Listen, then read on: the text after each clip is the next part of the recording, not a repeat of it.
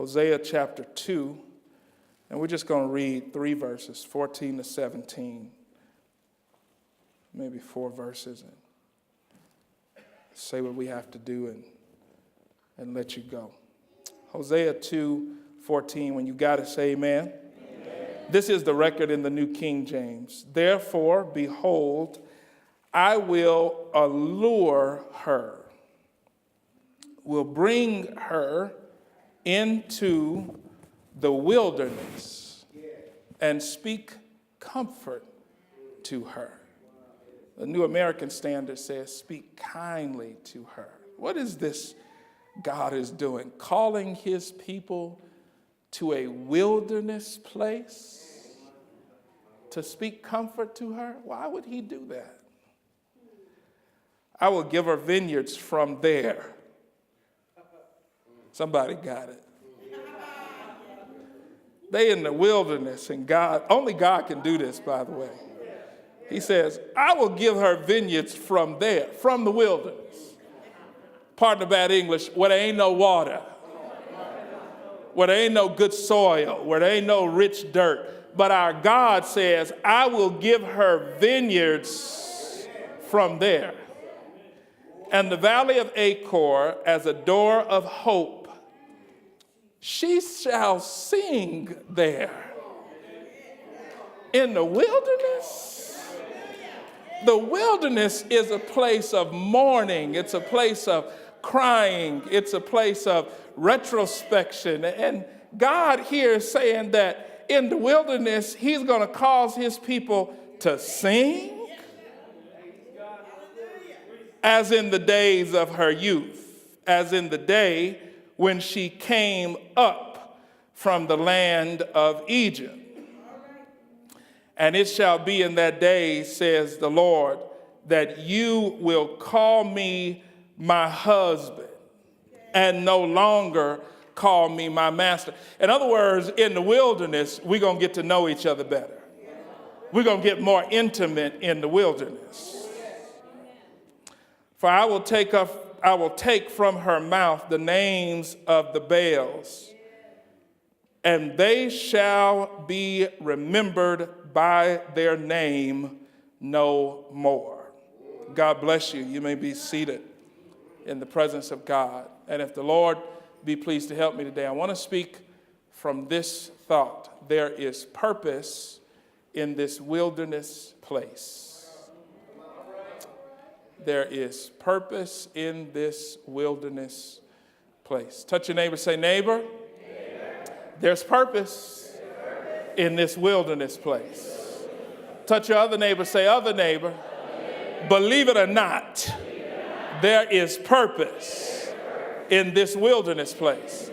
Now look up here, say, Pastor, talk about this purpose in this wilderness place. The nation of Israel was situated next to a wilderness place. The wilderness commonly represents certain things to us. The wilderness represents a place of dryness and hunger, of punishment and wrath. Remember when the children of Israel were on their way to the promised land, their lack of faith caused God and caused God's wrath to be poured out upon them, and they found themselves stuck in a static place that we now call the wilderness. They found themselves there wandering for 40 years, a whole generation of these chosen people unable to see the promised land because God had directed them and exiled them to a wilderness place. When we think of a wilderness, we often think of dry and barren and unfruitful, and most of the time, that is right. But every once in a while, as I believe may be the case in this hour, I want us to know that the wilderness, just as much as representing a dry place and just as much as representing a place of uncomfortableness and trial and tribulation, it can also serve as a place of restoration.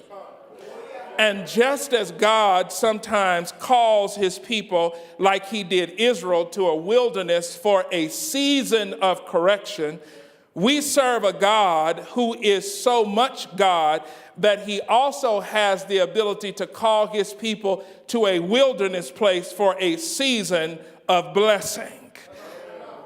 The ability to bless you in your wilderness place is no issue for the God that we serve. After all, he is the God who created the world in 7 days. In fact, he created the world in 6 days, and then he rested on the seventh day. He is the same God who parted the Red Sea and allowed 2 million Israelites to walk through on dry land. Same God who led those Israelites through a wilderness place for 40 years. And after 40 years, allowing a pillar of cloud to guide them by day and a pillar of fire to guide them by night, they came to the end of 40 years and didn't even need to go shoe shopping, because the God that we serve had allowed their shoes not to wear out in this dry wilderness place that they spent 40 years in. The challenge of the wilderness, I want to submit to you today, is not God's ability to bring us through, but the challenge of the wilderness is our response while we're in exile. That's the challenge of the wilderness. See, God doesn't need a Democratic or Republican platform to be God. He doesn't need a springboard from humanity. One of the things that bothered me as I watched the election just like you did on Tuesday night, and I watched state after state go red and then red and then red some more and red and I thought to myself, surely this can't be, and read some more. And I stood there getting ready to go to bed, and my mouth was just on the floor. And my wife said, "What's wrong with you?" I said, "I just simply can't believe it." But when I woke up, God woke me up about 3 o'clock that morning, the next morning, to just spend time in prayer, because I knew that this was going to hit home for some people. Now, there are some legitimate fears. My wife, who works in a school that's 90% Hispanic and almost all of them undocumented, they have legitimate fears. They're wondering what's going to happen to my mom, to my dad, to my grandparents that I've been raised with. They have legitimate fears. But what concerned me more than that were Christians in a place of despair.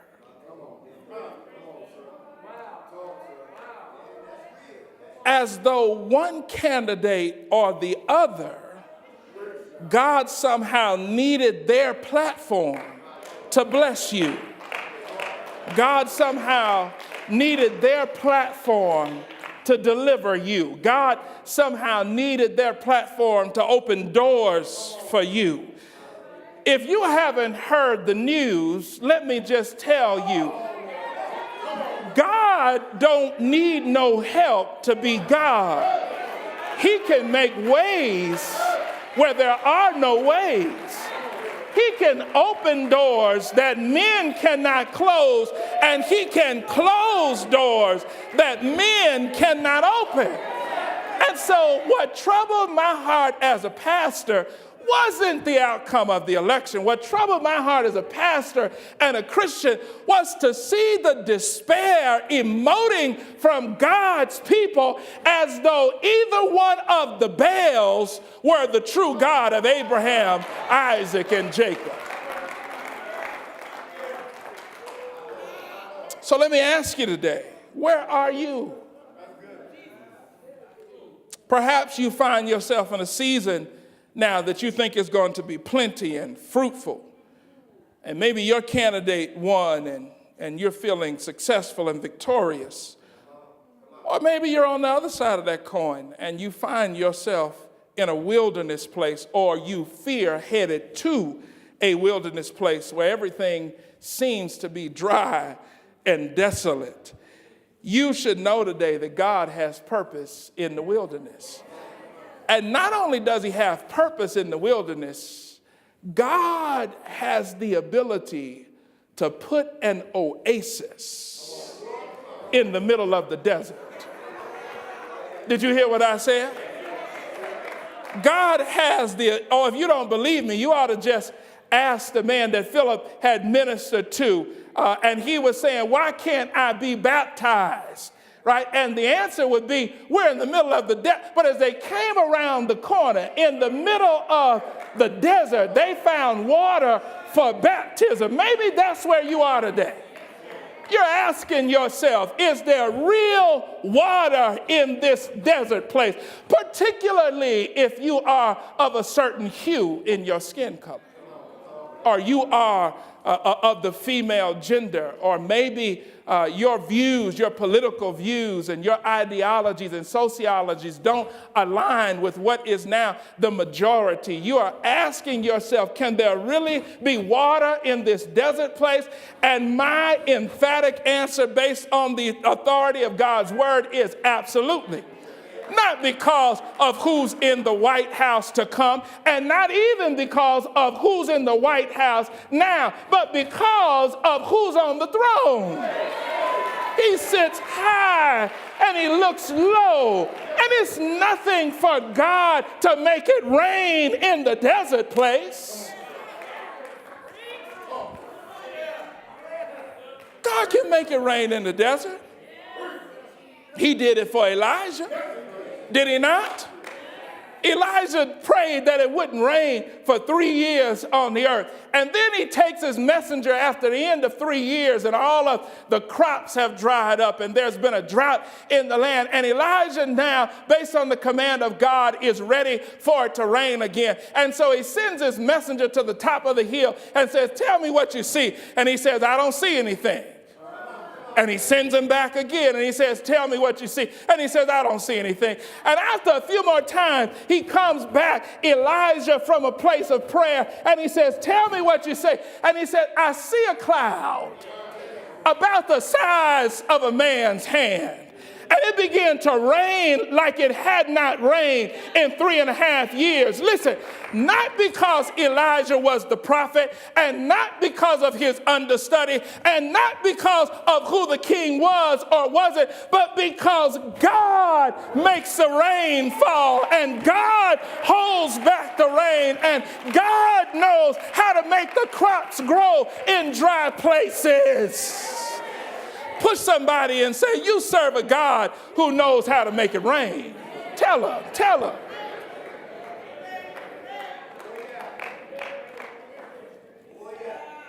Sometimes God calls you to a wilderness place, not to put you in a place of distress, but sometimes to bring you to a place of restoration.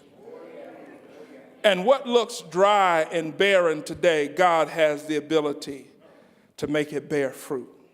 Let's look in this text. Just a few things I want to say to you today. Look there at verse 14.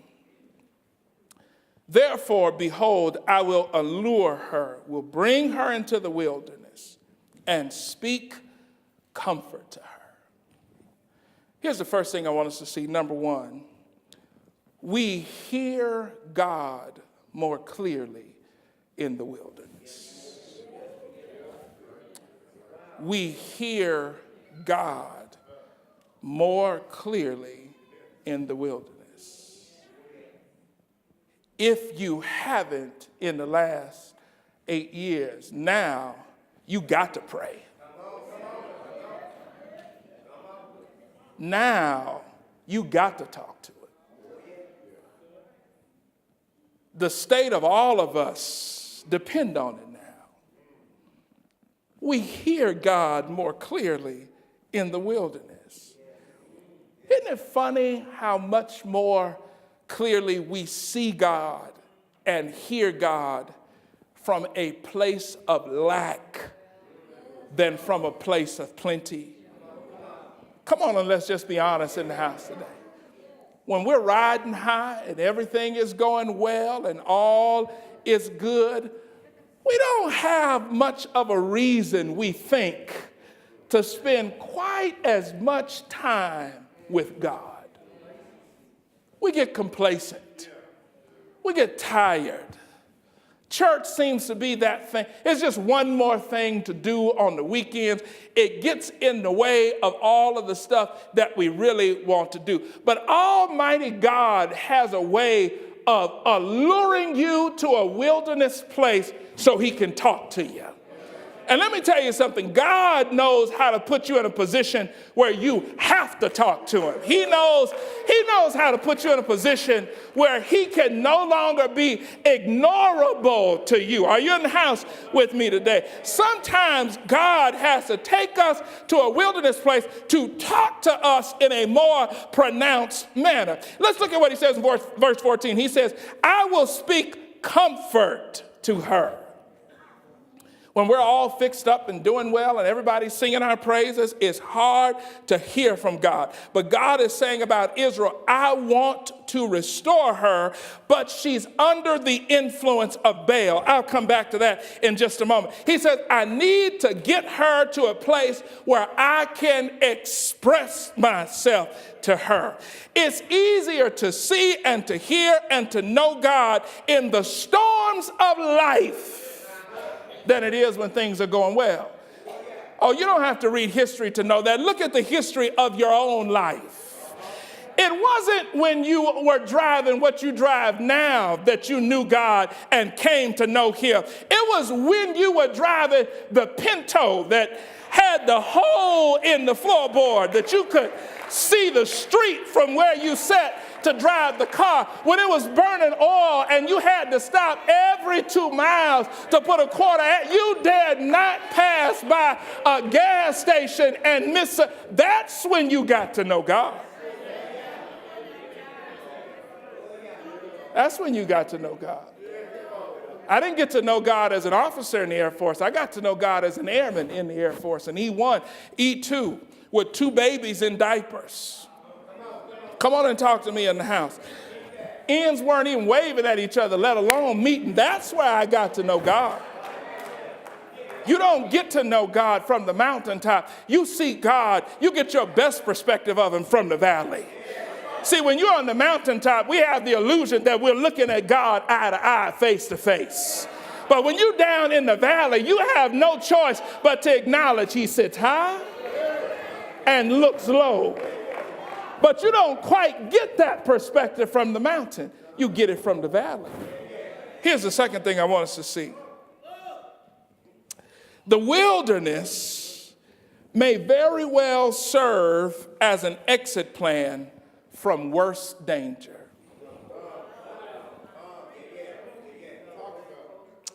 The wilderness may very well serve as an exit plan from worse danger. Look there in verse 17.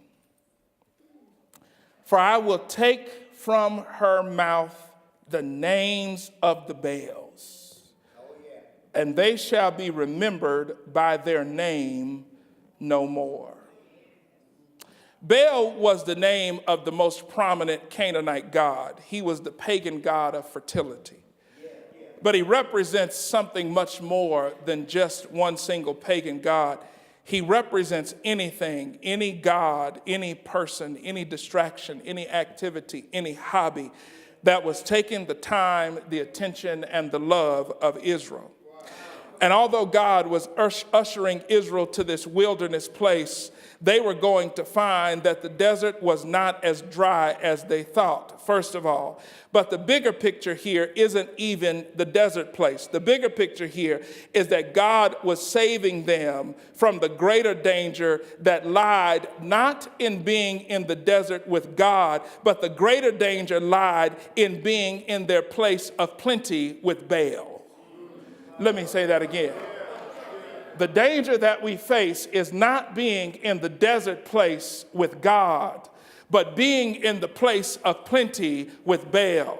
And I'm certainly not suggesting that you have made any politician your Baal today. What I am suggesting is that when God wants to talk to a people, when he wants to talk to a nation, God has a way of putting us in a place where if we're going to be serious about making it through that time and that place, we have to look to him for the source of our sustenance. See, they were looking to Baal because in their mind, Baal was the god of fertility. He was the god of life. He was the god of reproduction. And this translated and transcended everything from human reproduction to their crops, to their land, and so on and so forth. But God wanted Israel to understand, listen, when the rain falls on your grapes so you can press it out for the wine, it was me that made it rain.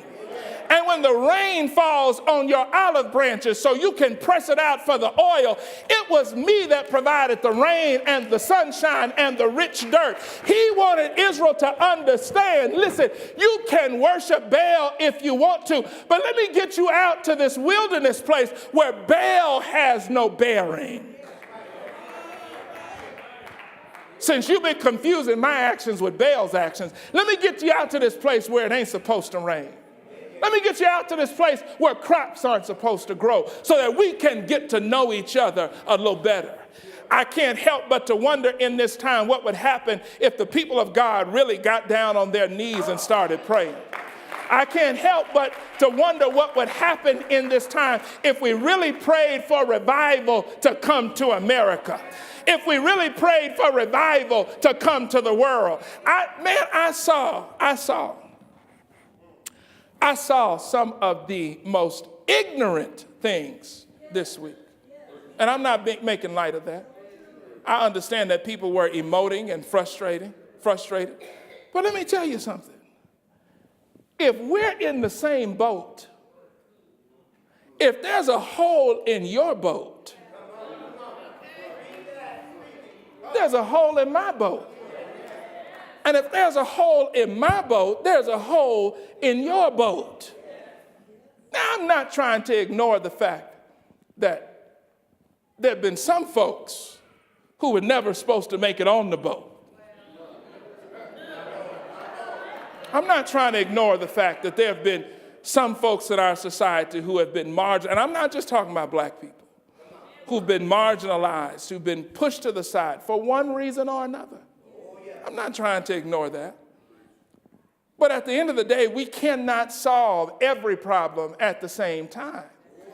And if we have any hopes of dealing with the ills that all of us face, let me say that again.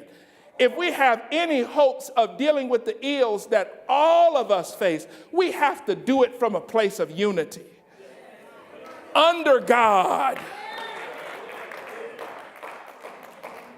I said to somebody the other day, I don't know who it was, we were talking, maybe it was Thursday night, and we were talking about the outcome of the election.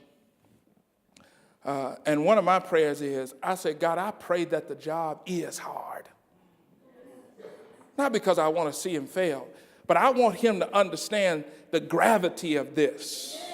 I want him to understand that when you sign your pen to executive orders, they affect real lives. I want him to understand not all of us are billionaires that can buy our way through the hardships of life, but you got real people and real lives that are affected by your decision. I said, Lord, make it like it's nothing he's ever seen before, so it forces all of our government back to their knees to understand there is no authority given except that which is given by God. We used to be one nation under God. We used to be that for a reason. It's not just a cute little phrase that we put in some of the historical documents of our country that lay the foundation upon which we are now standing and resting, but it's one nation under God because somebody understood in him we live and we move and we have our being. Religion is not just another spoke in the wheel of what you might call the good life. That's not what religion is.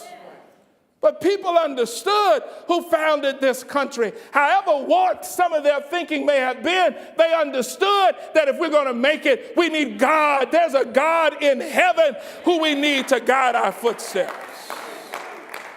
And let me tell you, now is no time to abandon God. Now is no time to abandon God. I hear Christians who almost lost their faith as a result of this. Are you kidding me? Do you know how temporary time is?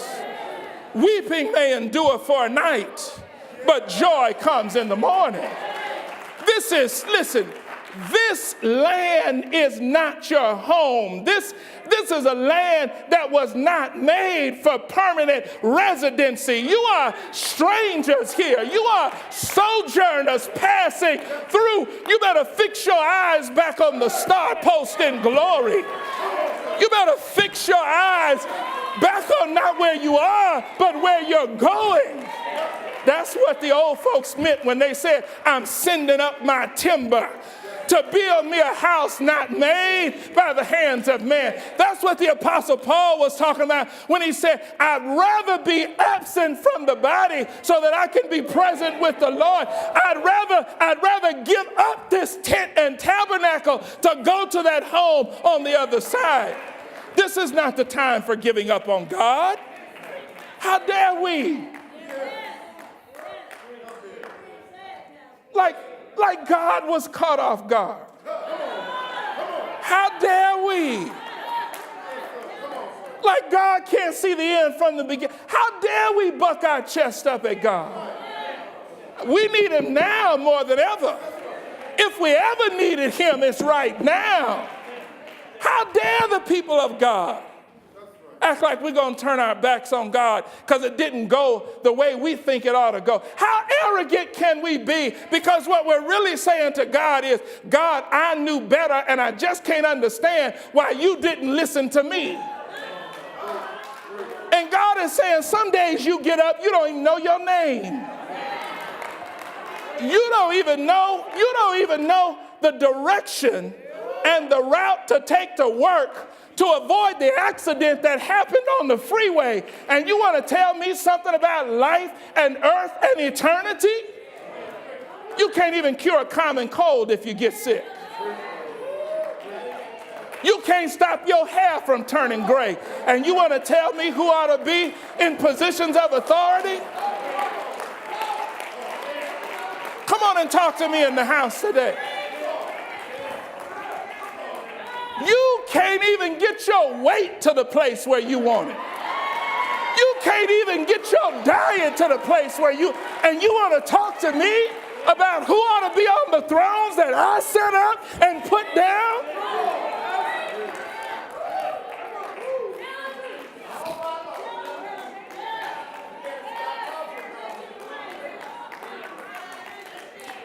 Yeah. Next time we want to buck God, you ought to go to the zoo. Give me a minute and let me make it plain. Job wanted to buck God. And for 35, 36, 37 chapters, Job bucked God.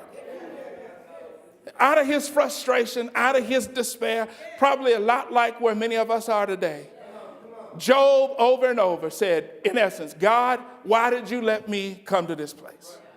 Why did you not mark this calendar this day off of the calendar when the doctor said that my mother was pregnant with a male child? Why did you not blot that day out in history? Because in Job's mind and out of the bowels of his despair, he essentially was saying to God, I knew better. How did you let me come to this place?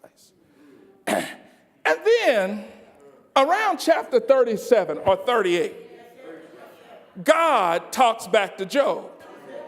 And he says, Job, stand up and square your shoulders.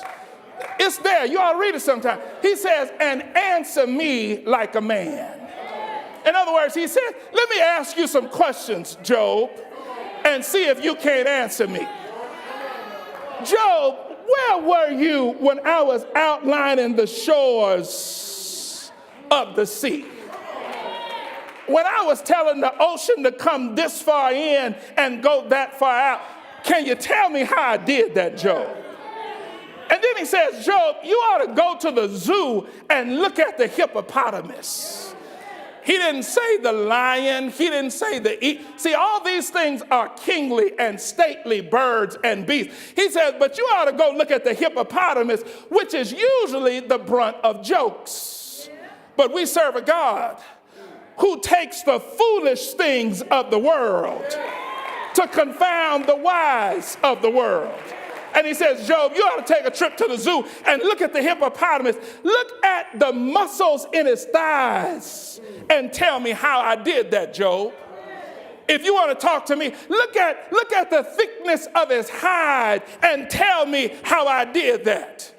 And for some of us, we can't explain how the grass grows. We can't explain how the process of photosynthesis happens. We can't explain how the flowers bloom. And we want to tell God, who ought to be on the throne, answer me like a man. Where were you when God hung the stars in space? Where were you when God drew the boundary lines between heaven and earth? There's purpose in this wilderness. Let's let God be God. Here's a third thing, and I'm almost done. We get to know God more intimately in wilderness places. Look at verse 16. And it shall be in that day, says the Lord, that you will call me my husband and no longer call me my master. He was inviting Israel to get to know him more intimately. There are some privileges that my wife has because she's my wife that the rest of you don't have, and vice versa, because I'm her husband. And that was the picture that God was trying to give to Israel. He said, Israel, I know you're not going to like this, but in this wilderness place, you'll get to know me more intimately. Somebody can look back on their life and testify. In the wilderness, you got to know God better. In fact, if we're not careful, for some of us, we may find ourselves back in our wilderness place to get us back to the place of our first love. We get to know God more intimately in the wilderness. Let me tell you something. Wherever God is a good, holy place.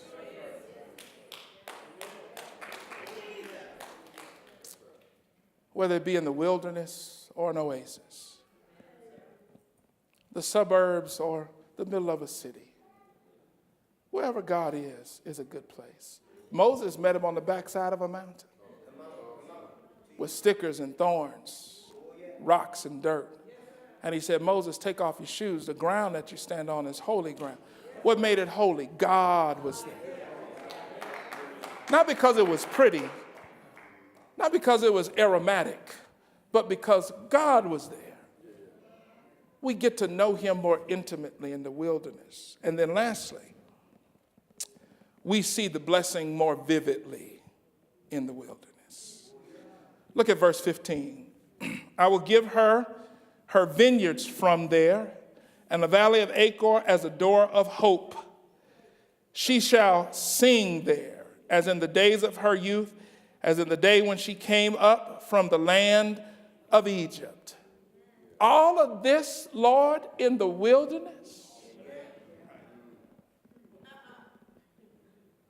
See, the longer I live, the more convinced I am, never is it about you and me as human beings.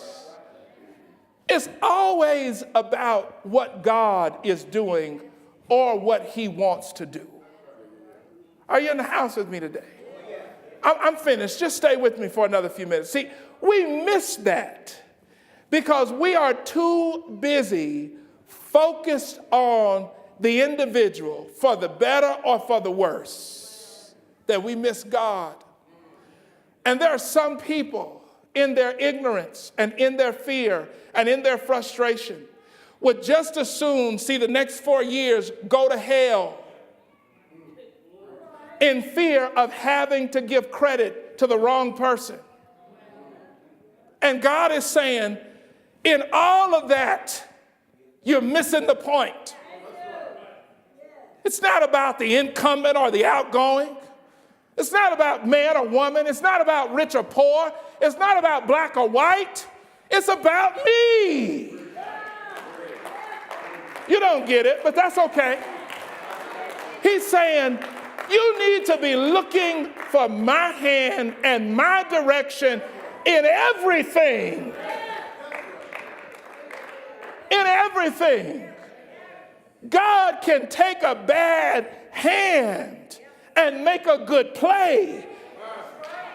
You say, how's that, preacher? Because he knows how to manufacture his own cards. God ain't waiting for the dealer God ain't sitting in Vegas counting the cards, waiting for the dealer to give him the right set of cards. He can make his own cards. I know you're ready for me to be done. He can make his own cards. Yeah, God don't play by your rules and my rules. God can be holding a hand without a spade in his hand and set you. I got any 80s babies in the house? Because he knows how to make his own cards. Come on and talk to me in the house. He don't need no certain suits. He don't need the ace, the king, or the queen. He don't have to count books. In fact, you don't even have to deal God any cards. He can jump up in the middle of the table and change the game at any time that he wants to do it. God is not waiting on humanity to deal him some set of cards. Are you in the house with me today? I'm finished now, but let me tell you something. God does not need pretty to make good. Let me say it again. God does not need pretty to make good. Look around, as pretty as you are now, your life hadn't always been pretty. But God brought you to the beauty of where you are now, out of a dark, dreary yesterday. You ain't always looked like you look now. And you don't look like you look now because you had a pedigree that demands it. You are not where you are now because your family history said you ought to be here. You are not where you are now because your educational credentials said you ought to be here. You are not where you are now because your network of friends and family and associates said you ought to be here. But you are where you are now because God saw a rose out of concrete. He didn't take you as a rose out of the rose garden. He took you as a rose out of the middle of a sidewalk. I wish somebody heard what I was saying today. He made you as beautiful as you are now out of some ugly ingredients, out of a nasty past. If you don't think God can make pretty out of ugly, you ought to listen. Who we are as Christians is pretty out of ugly. If you don't believe me, go to a hill just outside of Jerusalem one Friday. God didn't make pretty out of pretty. He made pretty out of ugly. They whipped him. They spit on him. He asked for water. They gave him vinegar. This wasn't pretty. They mocked him. Nothing about this was pretty. They put a crown of thorns on his head. Blood and water gushed out of his side. This wasn't pretty. But he stayed in the grave Friday night and Saturday night. But early Sunday morning, pretty got up from ugly. Early Sunday morning, life got up from death. Early Sunday morning, victory got up from defeat. Early Sunday morning, the new got up from the old. Early Sunday morning, victory, triumph got up from losing. Early Sunday morning.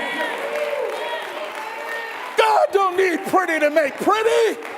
All God needs is God to make pretty. God don't need you or me. He doesn't need our approval. If God said he's getting up, then he's getting up. And let me tell you something. The same is true for you. If God said you're getting up, he doesn't care who's in the White House. He doesn't care who the king is. He doesn't care who the queen is. He doesn't care who British royalty is. He doesn't care what the stock market says. But God has the ability to make a rose out of concrete. God has the ability to put an oasis in the desert. God has the ability to take life out. Did he not do it for Lazarus? Did he not do it for Jairus' daughter? Did he not do it for Peter's mother-in-law? You better fix your hope on things eternal today. Better fix your hope on the living God. Come on and give him praise in the house.